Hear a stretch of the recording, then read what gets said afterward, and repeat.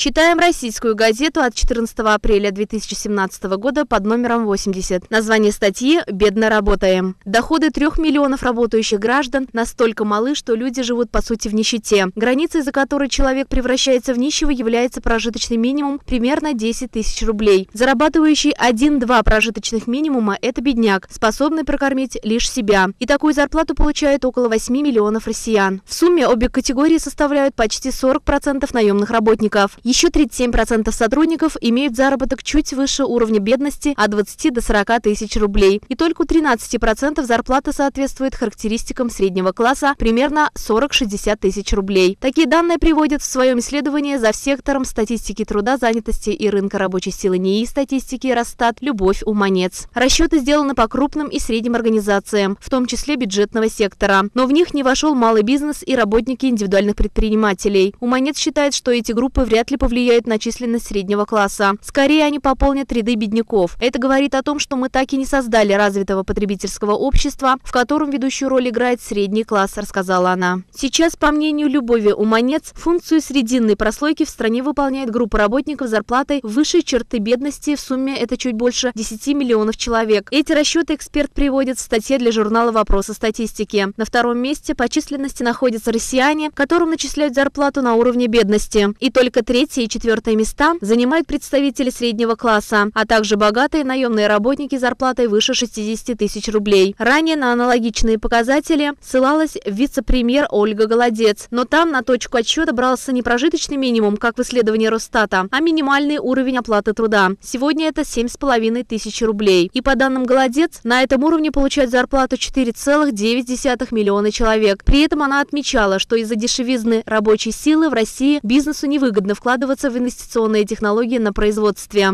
Статистики свидетельствуют, что больше всего низкооплачиваемых работников в сельском хозяйстве, на текстильном и швейном производствах, в сфере образования и здравоохранения. Так, в школах и вузах при общей численности работников 4,7 миллиона человек на уровне нищеты зарплату получают свыше миллиона сотрудников. Среди медиков в категорию нищих попадают до полумиллиона человек при общей численности в 3,5 миллиона работников. Доля кадров с наиболее высокими доходами относительно велика в добывающей промышленности, строительстве и сфере недвижимости, финансах, а также среди государственных и муниципальных управленцев. При этом на некоторых предприятиях одновременно много как бедных, так и хорошо зарабатывающих сотрудников. Например, такая ситуация сложилась в рыболовстве и рыбоводстве, а также в организациях связи. По мнению Любови Уманец, такой разброс может указывать на то, что на этих предприятиях выплачивают серые зарплаты. Руководящий персонал стремится начислить себе достойную легальную зарплату, на которую начисляются соответствующие взносы в пенсионный и другие социальные фонды. Работникам, которым начисляют низкую зарплату, в качестве компенсации выплачивается дополнительный серый нал, стимулирующий их закрепиться на рабочем месте, пояснила она. В свою очередь, доцент кафедры теории и практики госуправления НИУ Высшей школы экономики Павел Кудюкин обращает внимание, что уровень заработка – это результат договоренности работника и работодателя. В России, увы, работники практически всегда вынуждены соглашаться на ту зарплату, которую им спускает свыше начальство. Связано это в основном с дефицитом вакансий, особенно в глубинке, считает собеседник российской газеты. Он также добавил, что рассчитывать на заметное улучшение материального положения россиян в условиях экономической нестабильности пока не приходится. К самой незащищенной группе с высоким риском бедности аналитики Всемирного банка относят граждан от 29 до 44 лет с детьми. Еще одна группа риска – это низкоквалифицированные рабочие в возрасте от 40 до 59 лет. Статью подготовила Нина Егоршева. Специально для рубрики «Читаем газеты» Олеся Григорьева.